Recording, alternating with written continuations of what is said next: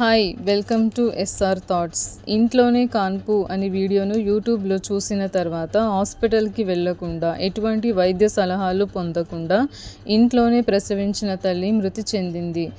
ఈ విషయంలోకి వెళ్తే తమిళనాడులో తిరుపూర్ జిల్లాలోని ఉతుకూలి సమీపంలో ఉంచై తలవాయి పాలెంకు చెందిన 40 ఏళ్ల కులందేస్వామి, ఆయన భార్య 32 ఏళ్ల శశికళ ఇద్దరు ఇంజనీర్ గ్రాడ్యుయేట్లు. కులందేస్వామి తన తల్లిదండ్రులు సోదరితో కలిసి వ్యవసాయం చేస్తున్నాడు. ఈ దంపతులకు 6 ఏళ్ల పాప ఉంది. శశికళ మరోసారి గర్భం దాల్చింది. జూన్ 23న శశికళకు పురిటి నొప్పులు వచ్చాయి. ఇంట్లోనే ప్రసవించారు. ఆ తర్వాత ఆమె పరిస్థితి క్షీణించడంతో కోయంబత్తూరులోని ఒక ప్రైవేట్ హాస్పిటల్లో చేర్చగా జూన్ 28న మరణించారు. హెల్త్ డిపార్ట్మెంట్లో కంప్లైంట్ చేయగా ఉతుకూలి పోలీస్ స్టేషన్లో దీనిపై కేసు నమోదైంది.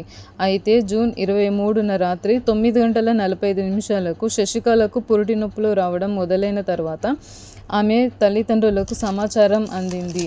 కానీ వెంటనే వచ్చారు. తన హాస్పిటల్కి తీసుకువెళ్ళవద్దని, ప్రసవాన్ని తామే చూసుకుంటామని శశికళ వారితో చెప్పారు. పిలిచే వరకు గదిలోకి రావద్దని కూడా చెప్పింది.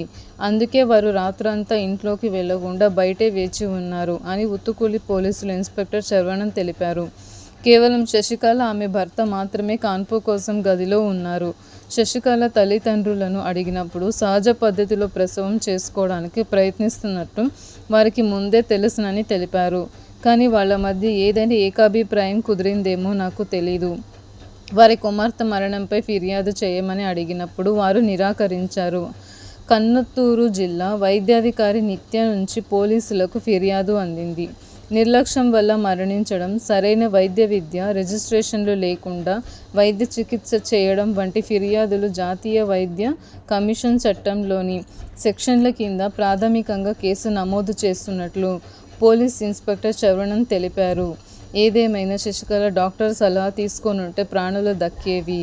ఈ ఘటన మీద ఏమనిపించిందో మీ కామెంట్ బాక్స్లో తెలియచేయండి. నచ్చితే లైక్ చేయండి, షేర్ చేయండి. మరిన్ని అప్డేట్స్ కోసం నా ఛానల్ను సబ్స్క్రైబ్ చేసుకోండి.